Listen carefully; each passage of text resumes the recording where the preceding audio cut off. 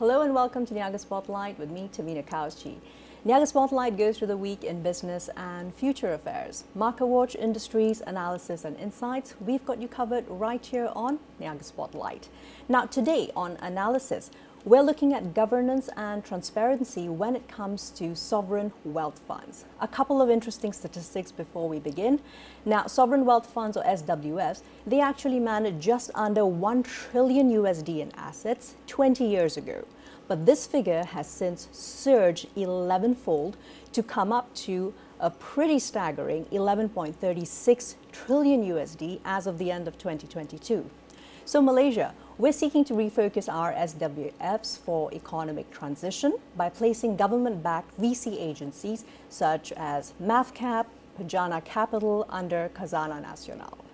Now, the decision was announced in October 2024. It will hopefully enable Malaysia to also enter the league of the world's top 20 startup ecosystems by 2030. This is according to Prime Minister Dato Sri Anwar Ibrahim. Now, MAVCAP, of course, moving on from there, we actually look into Sarawak's first SWF, which is known as the Sarawak Sovereign Wealth Future Fund, which presents opportunities for transparency as well as good governance. Now, Niaga Spotlight is going to discuss today the finer details for sovereign wealth fund management to achieve Malaysia's goals. We welcome joining us in the studios today Dr Elsa Satkunasingam, who is Director with Executive Education for the Asia School of Business. Dr Elsa, thank you so much for making time to join us. How are you doing today? Good, thanks. Fascinating. All right, so Dr Elsa, tell me, let's get started off with the global SWF's latest findings. And according to that, what specific measures has Khazanah implemented since 2021, which has actually shown a marked difference and improvement? You know, the global sovereign wealth funds, when they issued their scores for Khazanah, and of course other sovereign wealth funds, private and public pension funds, Khazanah scored about 60 plus, percent out of 100. And yet a short 3 years later in their latest rankings, they've scored 72%, which is actually a marked improvement. I think it's because they have done two very key things. They have actually talked about their long-term returns, right, which is important. Instead of just yearly returns, they talk about long-term returns, which allows you to assess how the fund is doing. That's important. And they have also disclosed the type of assets they invest in greater detail than they did before. This is not to say that they didn't have it in place, but disclosures matter because, to my understanding, this global SWF does desktop research rather than in-depth interviews and things like that. So what you put out there is what they will capture. Absolutely. So it's also important to build public trust and confidence when it comes to mandates of sovereign wealth funds. In your perspective, how has Khazanah in particular been doing over the past 1 or 2 years that has actually led to them being amongst the most improved, even in comparisons to Singapore's sovereign wealth funds? Okay. Well, I think that Khazanah has, actually, when you look at its history, right, in 1993, it was opaque. I remember trying to do research about 15 years ago, I could barely find anything. Right. The data points were just not publicly available. Yes. Okay, not understood. to say that they weren't well managed or anything, it just wasn't there. Today, it's there. You know who their board is, you know the senior management, you know the qualifications of the members of the board. They do come from the private sector as well, right? And there's a lot of disclosure about their, how much they invest, what their returns, their debts and things like that. So they have, I think, deserved increased public trust. At least that's my opinion. Absolutely. So moving the conversation along from there, Dr. Elsa, now how does this disclosure of board selection processes actually impact public trust for SWFs? And are there any best practices from perhaps regional SWFs which we could also look towards, considering that Malaysia now has very clearly stated ambitions for what will be the outcome of SWFs and their prudent and transparent investments? When it comes to the boards of SWFs, right, I find that there are two types. There's one where it's purely professionally managed, and then there are boards where, you know, you have politicians there, the Prime Minister or the Finance Minister. That's the case with Khazanah, but Yes. it's not unique. Because look at GIC Singapore, it also has the Senior Minister Lee Hsien Loong and the Prime Minister. That's right. And quite a few cabinet ministers, followed by a lot of very eminent people from the private sector. But I think that when your sovereign wealth fund, you must remember, actually is a global player in the sense it plays on the global stage. So people from outside look at the sovereign wealth fund as a representative of the government. So I think they want to know, if you chose this model of having the Prime Minister, the Finance Minister, or, you know, public sector on this board, just tell us why. So that's one of the things that they want to know.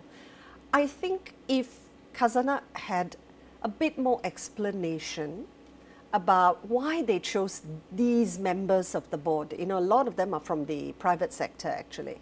So why they chose this model, that's good enough. You cannot say that simply because you have a Prime Minister on board, it's badly managed. I mean, Norges Bank, for goodness sakes, is actually the central bank, and they manage the Norwegian pension fund global. So that's right, exactly. And I'm just going to bring up another example, which is New Zealand Superannuation Fund, which is actually established under their Superannuation Retirement Act 2001. So that actually delineates quite clearly their investments, their strategies, and why exactly they do what they do. Yeah.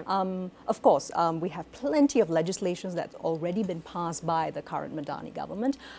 Would you posit that moving forward with potential legislation might also be a very accurate way in which to ensure governance and transparency? yes, I definitely would. Right. You know, currently Khazanah is actually established as a company, right? That's correct. And to be fair, so is GIC Singapore and even Temasek. Sure. But I think if you put it in legislation, you put it out there, you don't even have to have policies because it's very clear in the legislation, and the policies are more internal policies, investment policies, and things like that. Yeah. And people can look at it, they know very clearly how you're supposed to be governed, they can ask questions, and, you know, God forbid, but they might even raise issues in the court, you know, be able to challenge it in courts if they feel that the legislation has been breached. Right, exactly. Yeah. So I think it's just about having those guardrails in place moving forward. Does it take a lot of external oversight actually to create such legislation, or is this something which even the sovereign wealth funds perhaps themselves, and we'll be going into that discussion a little later, can also propose themselves? I think they should have a mix and match. They should take what's out there in the world, the best of the best, you know, like from New Zealand and other countries. But I think you also need to manage it locally. You can't just transplant something from overseas. It may not work because every country is unique. Absolutely, Yeah. especially considering Malaysia's history with sovereign wealth funds. Let's move from there into what is another really topical issue, all things ESG, sustainability. Okay. So what role, in your perspective, Dr. Elsa, do SWFs have today in 2024, as we're just, you know, 6 years short of the 2030 SDGs? Malaysia also has its National Energy Transition Roadmap, etc., etc. What should they be considering when it comes to integrating sustainability as part of their core, really? I think it's important for sure, and probably in 2024 even more important. You know, a few years ago, there's this real push for ESG, and investors jumped on the bandwagon as they should have. And there were quite a few issues like climate change. It was taken on the, you know, at the global stage. Investors were very into it. We had lots of guidelines and standards to follow. But fast forward a few years later, I think the investors are beginning to see that it might actually affect or impact the returns that they're getting. And if you're a fund manager, you have to explain to the people that invested why the funds are lower, you know, because this organization has a very high capital expenditure while it's trying to deal with, you know, change strategies to adapt to climate change. So what we see is a pushback. I mean, just I think this week, we heard about ExxonMobil suing the activist investors. Correct. Who were pushing for climate change to be on the AGM agenda. So companies themselves are pushing back, right? And there's also been criticism against companies, I mean, asset managers and all that, like BlackRock, the largest fund in the world, a private fund. And they're actually saying you're pushing too far, too fast, right? So when there's pressure from people to actually get returns, we see a bit of a pushback. So the sovereign wealth funds are in an ideal position to hold that position that we want to see changes to your portfolio and you incorporating ESG. Right. And the reason is simple. It's twofold. The government can take a long-term view, right? So they can actually wait it out. They're the only, in inverted commas, the only investor in the sovereign wealth fund. And the second reason is, if you don't take into account things like forced labor and especially things like climate change, you know, conservation of nature and all, right, it comes to bite back your own people. So if the government says, I want high returns, I don't care where you invest. When there's a natural disaster, it's the government that has to help its own people. So it's almost getting the returns. Exactly. I was just going to say, it. Yes, absolutely. You know, large conglomerates are making noise, but at the same time, globally, we're living through some of the hottest months we've ever seen. Malaysia, we're blessed with a lot of rain, but that doesn't mean we don't have our absolute heat spells as well. Yeah, thanks for that. It's also very interesting that when we're talking about a lot of these issues, they're very well integrated with the Santiago principles. Would you mind telling us in, as a brief summation, before perhaps we take a brief break, what exactly the Santiago principles outline when it comes to SWF management? The International Forum of Sovereign Wealth Funds, right, based on its name, is international. Actually, you can be a member. And when you become a member, you have to agree to abide by the Santiago principles, like it's a globally accepted principles for good governance. And they can't force you, it's voluntary, but it's something that's expected, right? So the Santiago principles are actually pushing for accountability and transparency. There are over 20 principles, I believe about 22, and they actually tell you from the management of the Sovereign Wealth Fund, independence of the board and the senior management, you know, their diversification, how much for investment, how much for socio-economic development. All these things should be up front, that you should audit your accounts, you should make them public. It's very comprehensive. And if sovereign wealth funds were to use this as a guide and really follow them, I really don't see how they can go far wrong. Absolutely. Thanks very much for that, Dr. Elsa. So we take a brief break. We'll be right back. Don't go anywhere. We are here on Astro Awani watching Niaga Spotlight.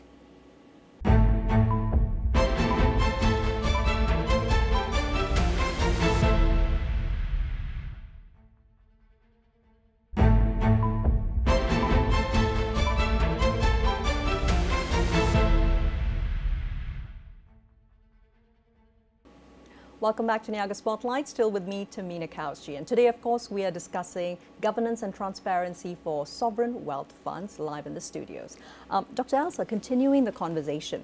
Now, looking at the fact that the global SWFs evaluations have also highlighted this, what steps should SWFs take to prevent depletion of their funds during unexpected crises? We've all basically lived through one, which was the COVID pandemic, which is now somewhat endemic. So taking from that and all those learning lessons, your thoughts on this? I think the first thing that every fund should do is to have a ratio of how much it's going to put into investments and how much into socio-economic developments, right? And after which it should say, okay, socio-economic developments have very, very long developments, and it takes years for you to see returns. So for the investments, you want returns, right? But when a crisis hits, some sovereign wealth funds actually say you can only take a certain percentage of the returns. Others say the real rate of return, the government takes it, right? Yes. So you have to say, in a crisis, can you dip into, the best way of explaining it is like the capital of the fund. That's right. And I think there should be some leeway for that, because the COVID-19 pandemic just took everyone by surprise. I think there would have been utter devastation if there hadn't been some funds that the government could tap into to help the population. But I do think in the absence of an absolute natural disaster, or let's say war, I think there should be a limit. So they should say maybe you can, only in the situation where it's a crisis, right, you can tap into maybe 30% or whatever, you know. Perhaps some kind of a withdrawal or a spending limit. Yes, but you can't deplete the funds, you know. That's the first thing. The second thing is there has to be a very clear definition of what's a crisis. Exactly. It cannot be, for example, political flux, perhaps. Yes. In fact, this issue of depletion has happened in some South American countries and North Africa. Very true. And the main reason is political instability, corruption and things like that. So they really deplete the fund. So if we don't want to see that, we need to put a figure. And that comes back to your earlier mention of legislation. Yes. If you put it in legislation, it's harder to, you know, circumvent that. Yes, but if you just say it's a policy, then we can always circumvent it. And Singapore, for example, they've got a rule which says that allow up to 50% of their long-term expected real return can actually be located under the budget. That's for GIC. All right. Moving along from there. So how do Khazanah and Temasek then in Singapore balance their investments between financial returns and also ensuring that they are still laser sharp and focused on contributions to socio-economic development? It is a bit of a balancing board, isn't it? It is. And when I've looked at the figures from both the funds, it looks like they have over 90% for investment. Right. And then anything from 4 to 8% or so, give or take a bit, for socioeconomic development. But we have to remember that when there's investment, right, there are returns. And the government actually receives dividends. And those dividends might actually go into socioeconomic development. Exactly. As well. It's a little bit of a closed loop, so there's not that much to worry about. Yeah, but I think if you look at the individual, a certain amount of an individual's income might go to charities and, you know, whatever social causes. But the main part is usually used for living expenses or savings to generate more returns, because that's what you need for long-term, you know, savings, long-term, if you're long-term retirement plans. So I think sovereign wealth funds are the same. The majority of the funds should be used for investment purposes. Any best practice recommendations, Dr. Elsa, when it comes to Sarawak's maiden fund, the SWFF? I think that the Sarawak Sovereign Wealth Future Fund is a slightly different animal, because unlike Temasek or Khazanah, they generally don't have access for socioeconomic development at the moment. So what they do is they say the target for the fund is 20 billion. That's right. The Sarawak government has put in 8 billion. And in the legislation, in the 4th schedule, it's very clear. This is the amount the government will put. These are the returns we expect. This is the amount we will get. And they're starting off with a very healthy 400 to 600 million annually. Yes. Yeah, being pumped in. So they put a targeted amount each year, give or take a bit. And if they exceed that targeted amount, which is stated in the legislation, so there's no room for argument, that can be put into an endowment fund for the people of Sarawak. But if it hits the target or is slightly below, then there's nothing for socioeconomic development. That has to come probably from the state consolidated fund. Right, well understood. Okay, and from there, let's move on into perhaps maybe explaining a little bit in further detail when it comes to the Santiago principles and how their rules and parameters are actually very relevant to some of the quandaries which a brand new SWF like Sarawak's could actually look towards for guidance. I think actually the SSWFF, right, it's actually looked at the Santiago principles even before becoming a fund. And incorporated a lot of the principles into the ordinance, the state ordinance. right? So, well, let me give you an example. Sure. They have a board of guardians.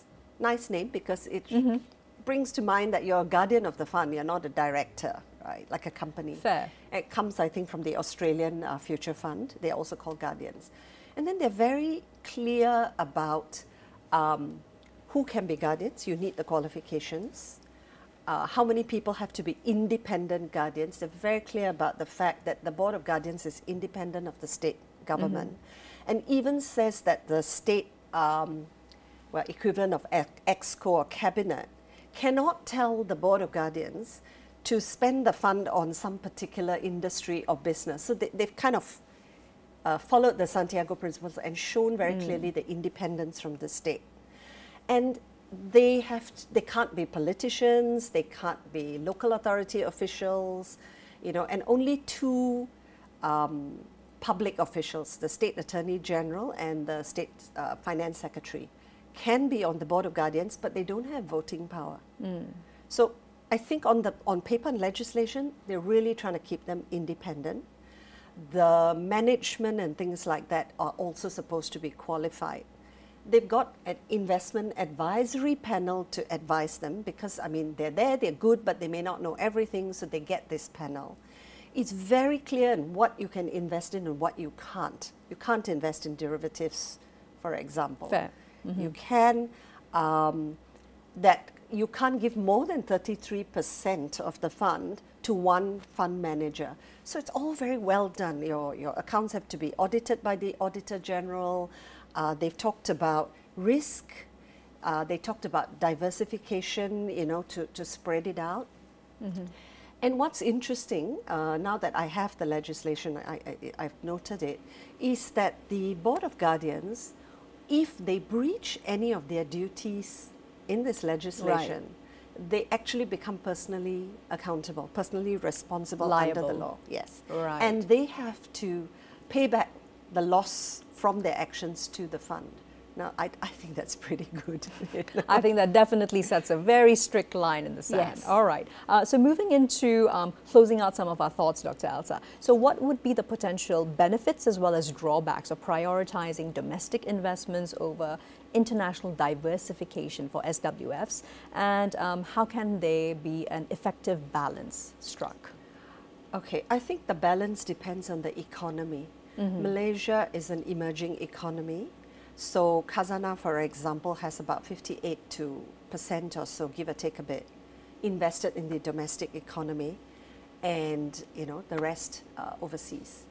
And when it comes to Singapore, that is you know already a developed economy, only 28% of Temasek is invested domestically. Right. The rest is overseas, and GIC Singapore is not allowed to invest domestically as well. If you ask me what's the percentage, or you know whether they should go overseas or local, I think it would be great if we could have enough to split it, so that you know some could invest, perhaps, yes, locally, and another fund overseas. Right. Because we do need to spur the domestic market, but you need to have international investments because if there's a natural disaster or some kind of political instability, your overseas investments are at least protected from the volatility in the domestic investments. So you need to have, definitely for me, you need to have both at least, but the percentages depends on the economy. It would be ridiculous to tell Khazanah, go totally overseas, you know, not domestically. But then if it's too heavy domestically, the market's not very liquid because this institutional investor is very heavy in our market. Exactly, and at the same time, all SWFs do have a key role in playing to actually focus attention on underdeveloped sectors, technologies, and we've got quite a few in Malaysia right now. Aside from the climate, you've also got considerations around an aging nation, etc. So all of these require infrastructure and what we understand as money. But I think it's also been quite interesting that Khazanah, notably, they have pulled back from investing in certain loss-making ventures, such as Fashion Valet over the past 3 months or so, but at the same time, the opportunity for investing in Grab was also has taken a back seat. How many unicorns can we also produce, you know? Yeah. So those are wider questions. Right, trying to wrap up the discussion, Dr. Elsa. Now, looking at the increasing importance of SWFs when it comes to global economic resilience, what are some future-proofing strategies and approaches that our SWFs could take, sitting as we are right now at a crux of determining the direction of where things will go, at least investments-wise, for the next tranche of 5 years? I would say that they should actually see what's on the global stage. They should actually get international fund managers as well, right? Because these people have their eye on what's happening globally, and we're so interconnected. We can't say, just look at Malaysia and, you know, not, sure. and or even the region. I mean, the war in Ukraine has caused us as well difficulties. The US-China trade war, you know. So that's what they need to do. They need to go out. And in fact, that's one of the things that the global SWF said. For our rankings, one of the things they don't see is the foreign fund managers, exactly who they are, what they're doing, right, the kind of returns and all that. So they would like to see that, and I think all Malaysians would as well. Exactly. You know? So clearly the path forward is not just governance, but also transparency, together with plenty more public engagement perhaps, so that we can all play our role. Yes, and very good investment strategies, you know. Thank you very much, Dr. Elsa. Thank you so much. This has been most insightful. Well, that's all we have time for today. I'm Tamina Kausji signing off for Niaga Spotlight. We'll see you again next Friday with more business analysis and highlights. Here's to a productive week ahead.